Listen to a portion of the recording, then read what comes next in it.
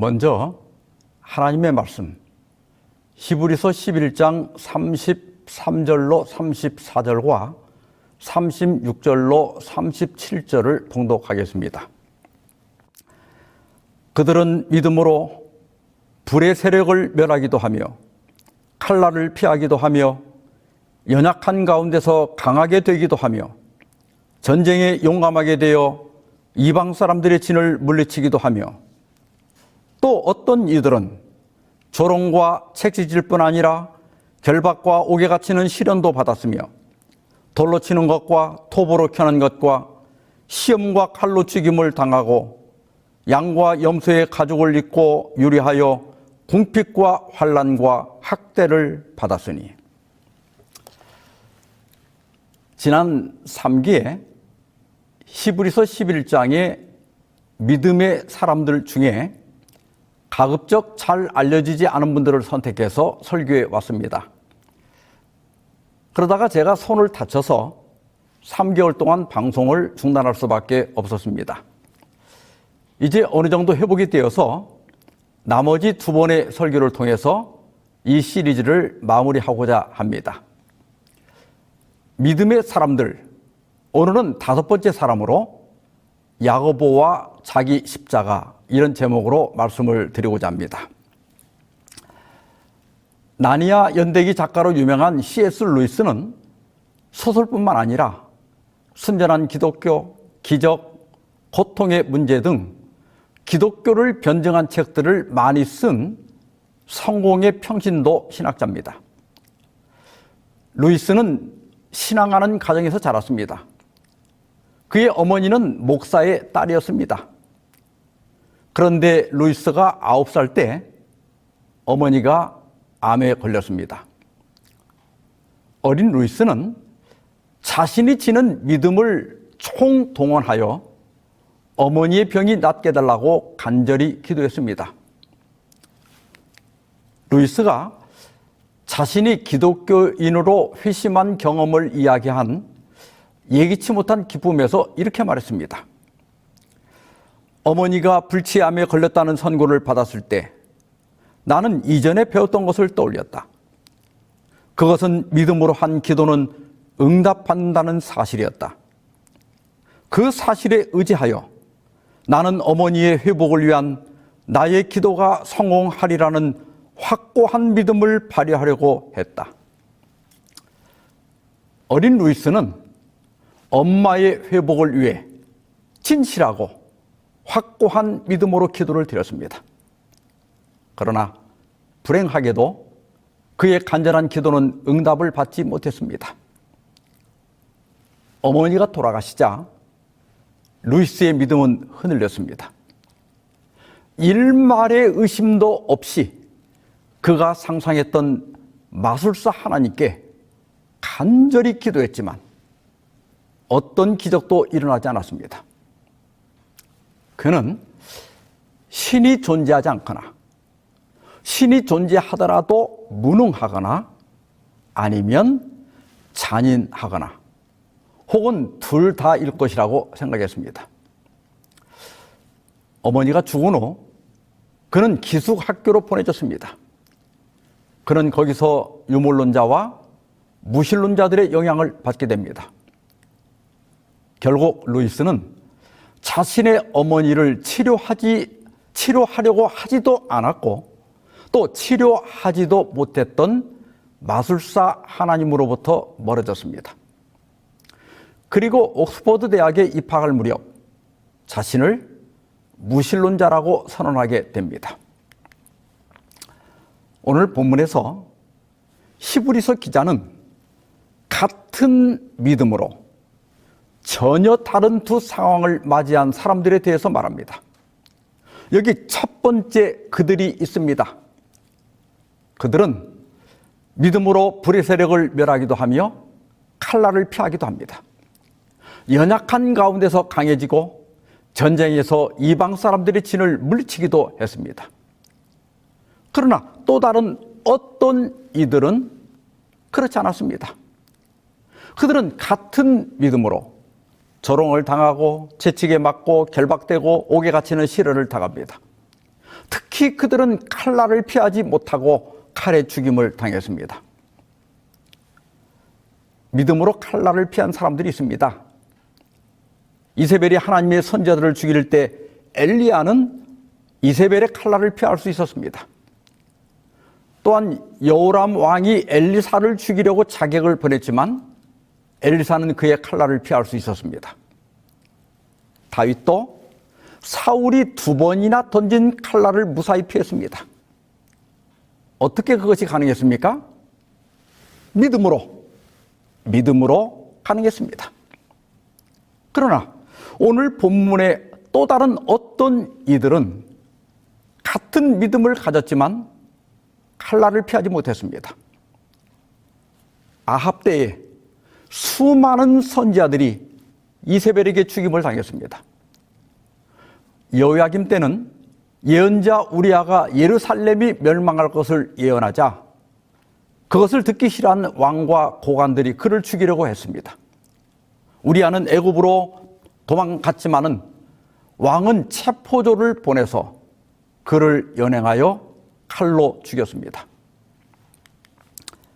신약 시대에도 칼날을 피하지 못한 사람이 있습니다. 사도행전 12장 1절로 5절입니다. 그때에 헤로드 왕이 손을 들어 교회 중에서 몇 사람을 헤아려 하여 요한의 형제 야고보를 칼로 죽이니 유대인들이 이 일을 기뻐하는 것을 보고 베드로도 잡으려 할세 때는 무교절 기간이라 잡음에 옥에 가두어 군인 내식인 네패에게 맡겨 지키고 유월절 후에 백성 앞에 끌어내고자 하더라. 이에 베드로는 옥에 갇혔고 교회는 그를 위하여 간절히 하나님께 기도하더라. 사도들 중에 가장 먼저 죽임을 당한 사람은 요한의 형제 야고보입니다. 신약 성경에는 야고보라는 이름을 가진 세 사람이 있습니다. 첫째는 세베대의 아들 야고보인데 12사도 중 한 명이고 별명은 큰 야고보입니다.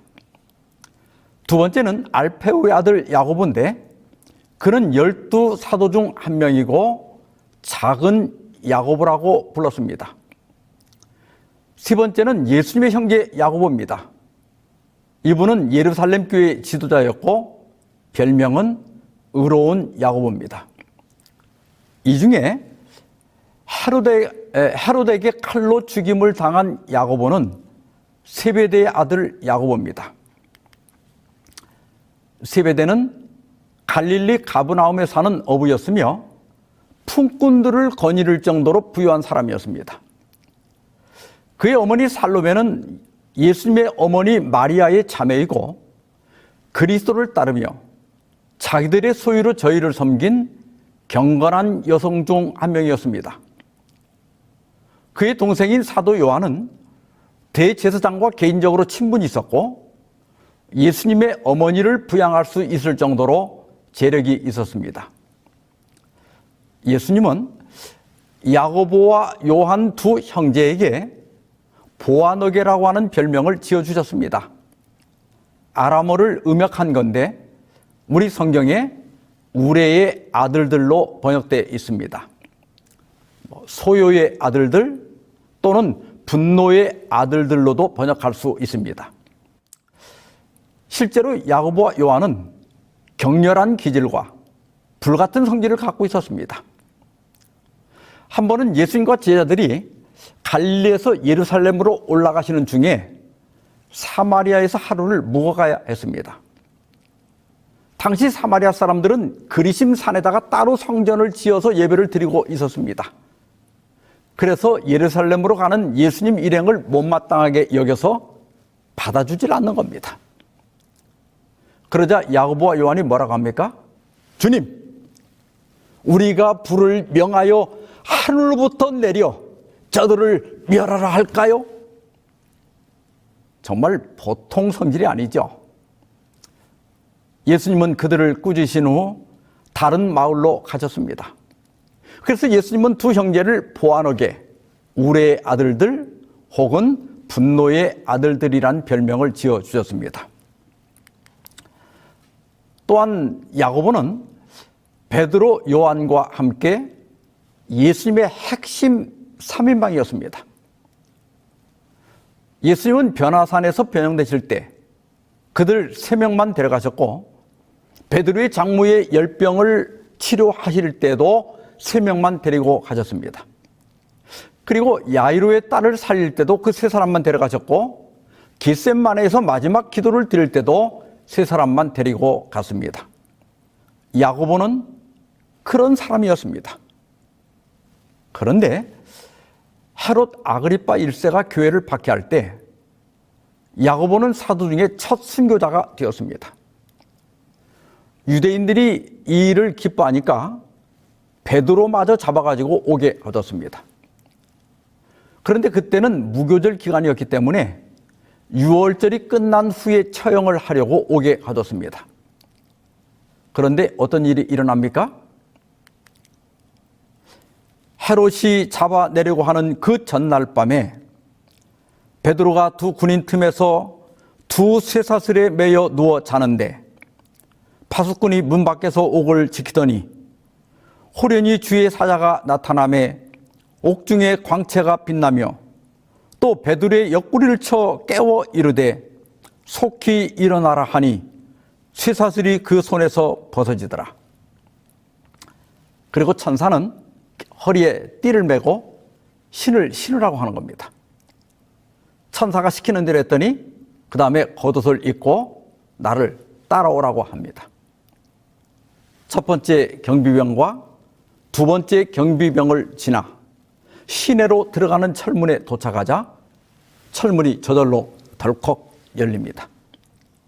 문을 나와서 한 구역을 지나가자 천사가 사라졌습니다. 이렇게 해서 베드로는 탈출에 성공했고 헤롯의 칼날을 피할 수 있었습니다. 여기서 우리는 의문을 갖게 됩니다. 같은 사도이고 같은 핵심 3인방인데 왜 야고보는 죽게 내버려 두시고 베드로는 살리셨는가 하는 겁니다. 같은 믿음을 가지고 왜 어떤 사람은 칼날을 피하고 어떤 사람을 죽임을 당할까요? 여러분, 출퇴근하는 차량들을 보셨습니까? 저는 경기도에 살지만은 서울이 가깝습니다. 아침 저녁으로 출퇴근하는 것을 보면 양쪽 도로가 이 출퇴근하는 차들로 가득 찹니다. 어떤 사람들은 경기도에 살면서 서울 쪽으로 출근을 하고 어떤 사람들은 서울에 살면서 경기도 쪽으로 출근을 합니다.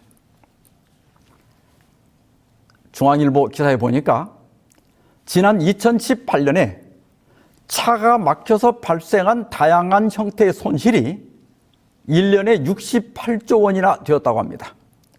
우리나라 GDP의 3.6%나 됩니다.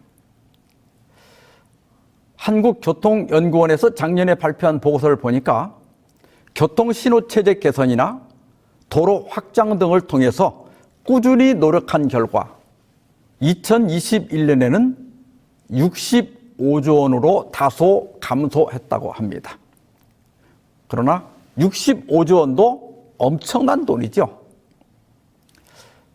각자 자기 직장 가까운 데 살면 출퇴근하기도 쉽고 교통 혼잡 비용도 덜 들 텐데 왜 먼 곳에 살면서 저런 고생을 할까요? 나름대로 다 이유가 있을 겁니다.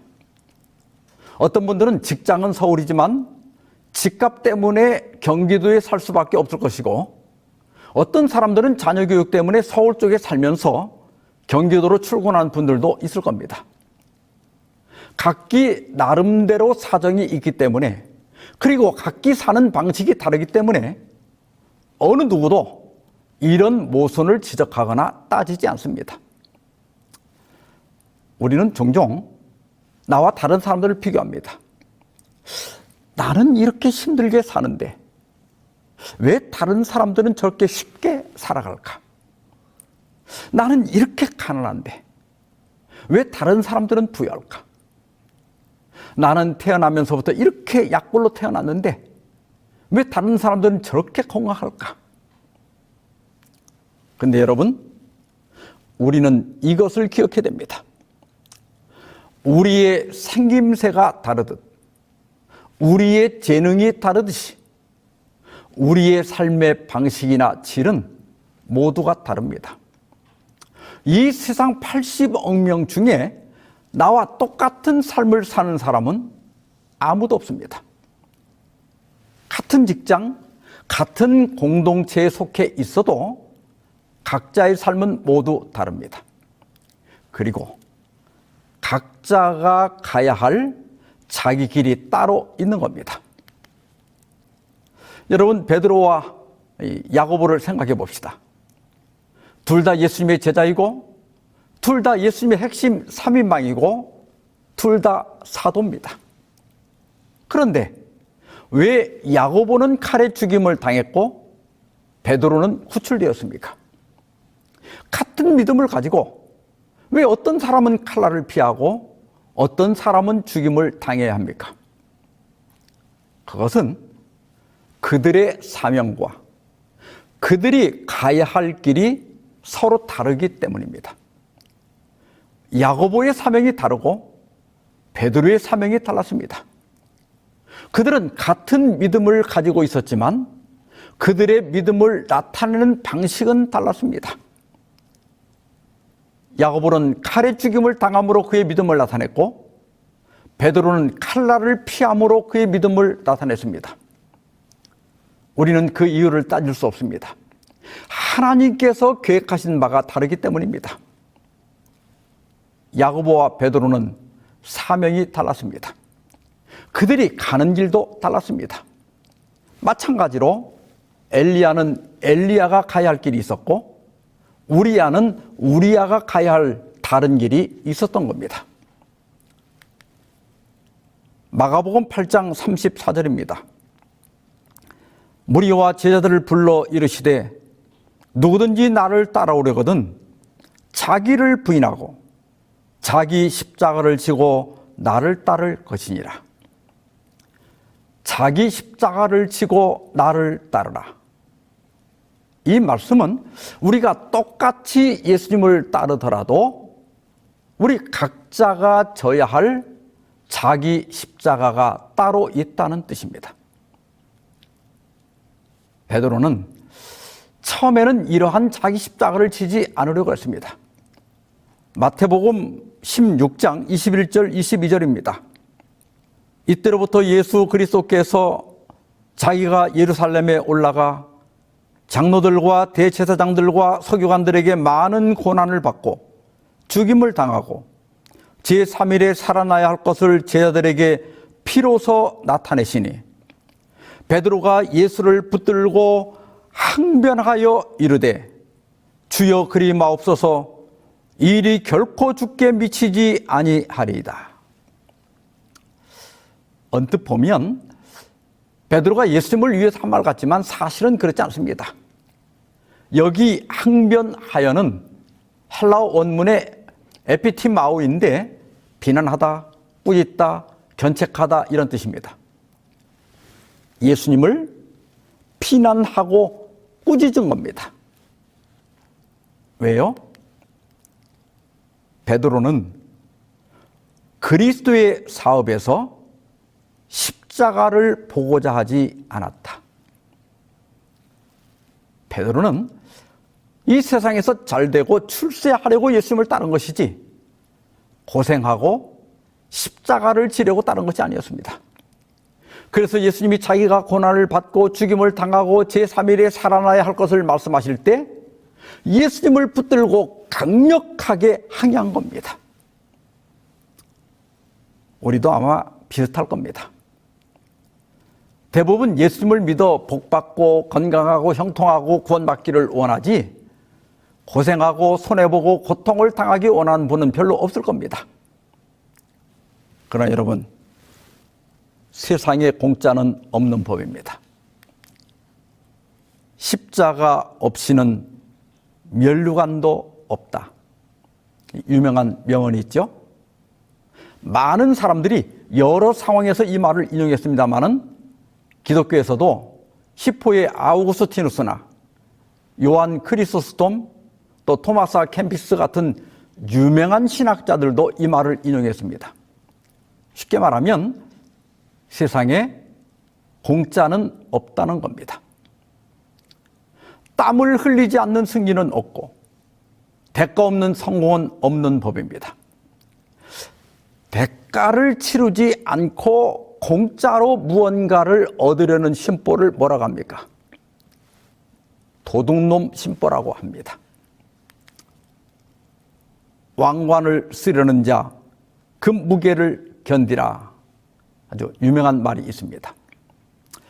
물론 왕이라는 지위가 주는 책임감과 사명감의 무게를 의미합니다마는 그러나 실제 왕관의 무게가 상당하다고 합니다.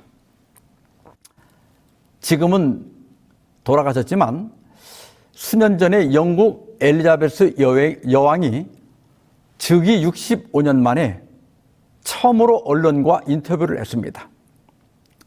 그때 여왕은 자신이 즉위식 때 썼던 왕관에 대해서 말했습니다. 왕관이 무거워 고개를 숙이면 목이 부러지기 때문에 원고를 위로 들고 읽어야 하죠. 그리고 즉위식 때 탔던 그 황금마차에 대해서도 말했습니다. 황금마차 좌석은 용수철에 가죽 의자를 얹은 거라 타고 다니기엔 끔찍해요.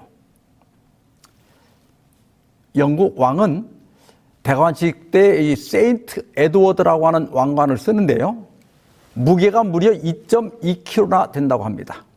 그러니까 여자가 쓰기에는 목을 다칠 수 있을 정도로 무거웠을 겁니다.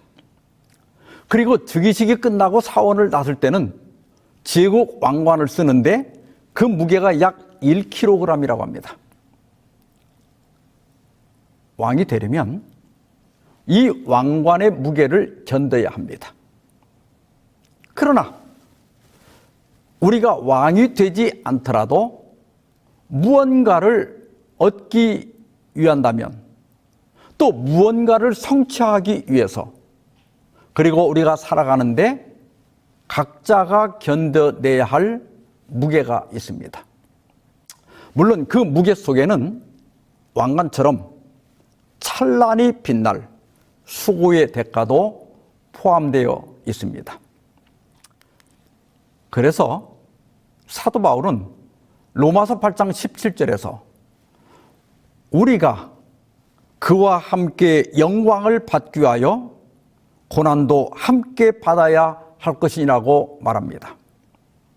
바울은 여기에서 세 단어에 함께를 붙여서 사용합니다. 그리스도인들은 함께 상속자들이기 때문에 고난도 함께 받고 함께 영광을 받게 됩니다. 상속자들로서 영광을 얻기 위해서는 고난이 선택이 아니라 필수라는 겁니다. 그러면서 혹 실망할까 봐 18절에서 고난의 가치를 이렇게 말합니다. 생각하건대 현재의 고난은 장차 우리에게 나타날 영광과 비교할 수 없도다. 우리가 당하는 고난은 물론 힘들고 고통스러운 것이 사실이지만 그러나 우리에게 나타날 영광과는 비교할 수가 없는 겁니다. 되로 주고 말로 받는 것 같고 일석이조가 아니라 일석삼조, 일석백조가 되는 겁니다. 그래서 예수님은 십자가를 지지 말라는 베드로를 책망하셨습니다. 예수께서 돌이키시며 베드로에게 이르시되 사탄아 내 뒤로 물러가라. 너는 나를 넘어지게 하는 자로다. 내가 하나님의 일을 생각하지 아니하고 도리어 사람의 일을 생각한도다 하시고. 사실 이때가 예수님께는 오금이 저릴 정도로 아슬아슬한 때였습니다. 고통과 수치의 십자가를 향해 가는 예수님께 주님, 그런 일은 절대로 일어나지 않을 겁니다. 이 얼마나 달콤한 유혹입니까? 만일 예수께서 이때 자기의 십자가를 포기하셨더라면 어떻게 됩니까?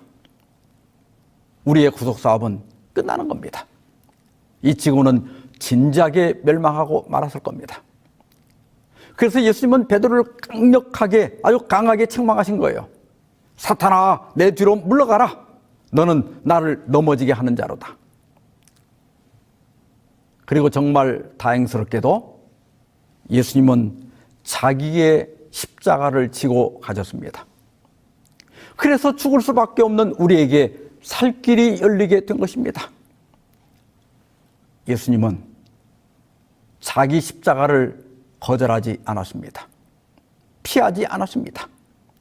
십자가를 앞두고 땀이 땅에 떨어지는 피부알 같이 되도록 기도하셨지만, 그러나 우리를 위하여 자기 십자가를 지시고 골고다로 가셨습니다. 거기서 우리의 죄값을 지불하시고 우리를 죄와 사망에서 영원히 구원하신 것입니다. 아까 그 질문으로 다시 돌아가 봅시다. 왜 야고보는 죽고 베드로는 살았을까요?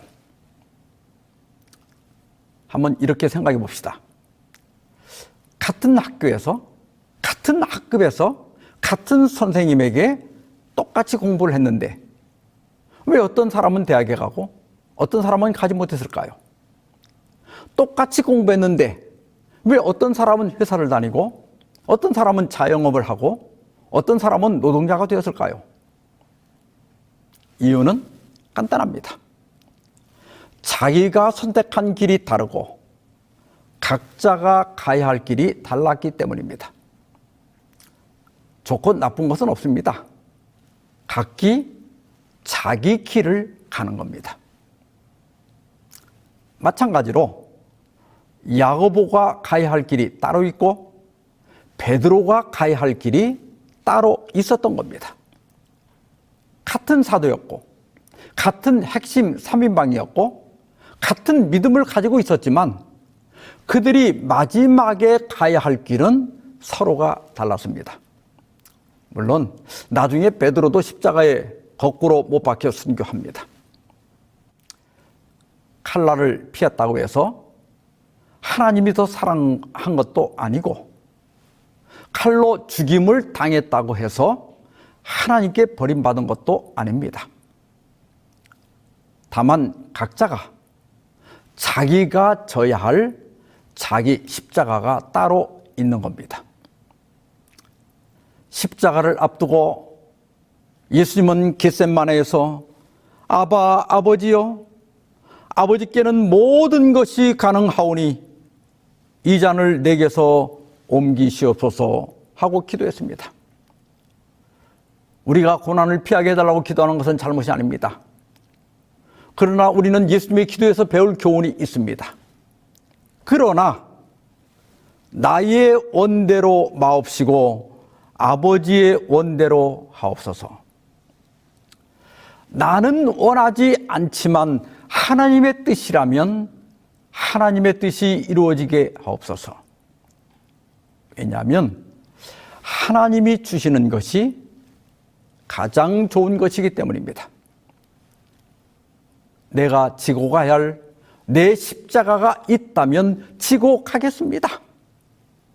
이것은 하나님께 대한 전적인 신뢰에서 나온 기도이며 이것이 바로 우리를 구원하는 믿음인 것입니다. 사실 야고보의 순교는 자기가 선택한 자기 십자가였습니다.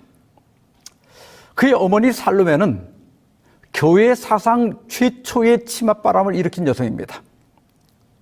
그는 예수님께 와서 나의 이 두 아들을 주의 나라에서 하나는 우의정에 하나는 좌의정에 앉혀달라고 요청했습니다. 예수님은 너희는 너희가 구하는 것을 알지 못한도다 하시면서 내가 마시려는 잔을 너희가 마실 수 있느냐고 물었습니다. 그때 야고보와 요한은 할 수 있습니다 이렇게 대답했어요. 그러자 예수님은 너희가 과연 내 잔을 마실 것이라고 말씀하셨습니다. 이렇게 그들은 자기 십자가를 선택했고, 야고보는 사도 중에 첫 순교자로, 요한은 끓는 기름가마에 던져졌다가 반모섬으로 각기 자기 십자가를 지고 갔습니다.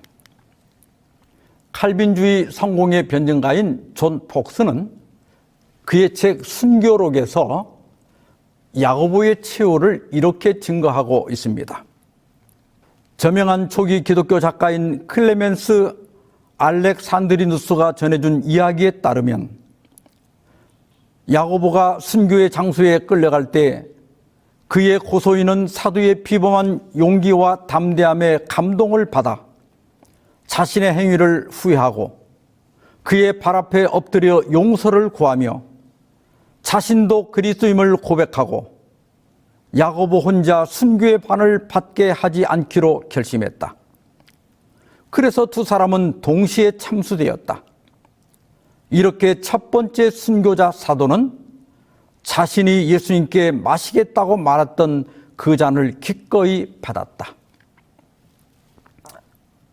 야고보는 원망 없이, 두려움 없이, 주저하지 않고 자기 십자가를 기꺼이 졌습니다. 이것이 제가 져야 할 십자가라면 지고 가겠습니다. 이것이 믿음의 사람이 가는 길입니다.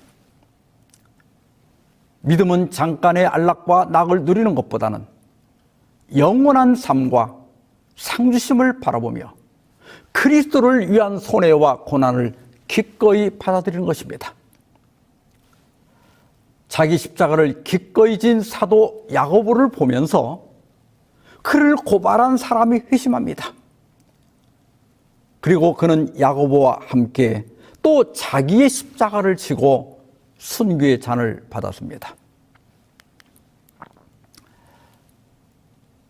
예전에 읽었던 이야기를 약간 각색해서 말씀을 드리겠습니다.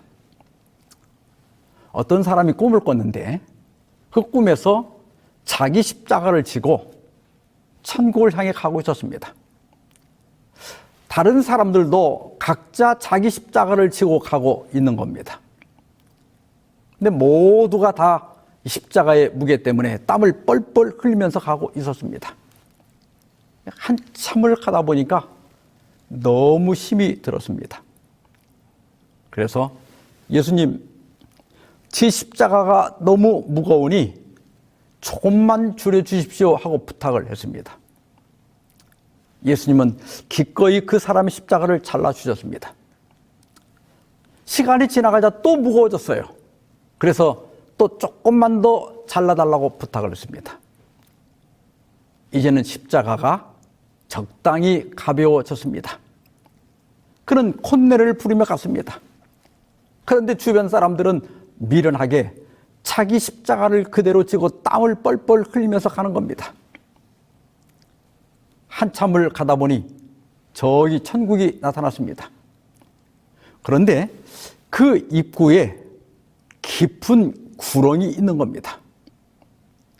근데 보니까 사람들은 자기가 지고 온 십자가를 탁 걸쳐놓고 다리 삼아서 건너가는 겁니다.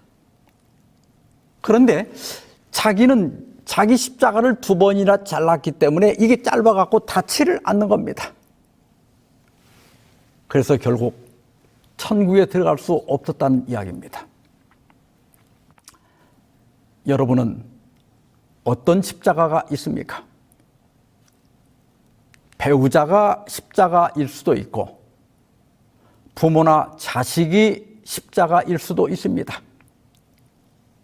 타고난 허약한 체질이 십자가일 수도 있고 또 타고난 가난이 십자가일 수도 있습니다.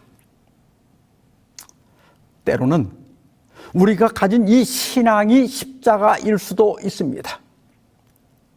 그러나 내가 지고 가는 그 십자가가 언젠가는 구렁을 건너는 다리가 될 수 있는 겁니다. 누가복음 9장 23절입니다. 또 무리에게 이르시되 아무든지 나를 따라오려거든 자기를 부인하고 날마다 제 십자가를 지고 나를 따를 것이니라. 기도하십시다. 자비로운 하나님 아버지, 믿음으로 자기 십자가를 지고 간 야고보의 신앙을 배우게 해주셔서 감사합니다. 그러나 너무 무겁고 너무 힘든 십자가 때문에 고통하는 주의 자녀들이 있사오니 그들을 돌아보시고 위로하여 주시옵소서. 저희가 지고 가야 할 자기 십자가가 있다면 그 십자가를 능히 질 수 있도록 믿음 주시고 능력 주시고 힘을 주시옵시기를 우리 주 예수님의 이름으로 기도하옵나이다. 아멘.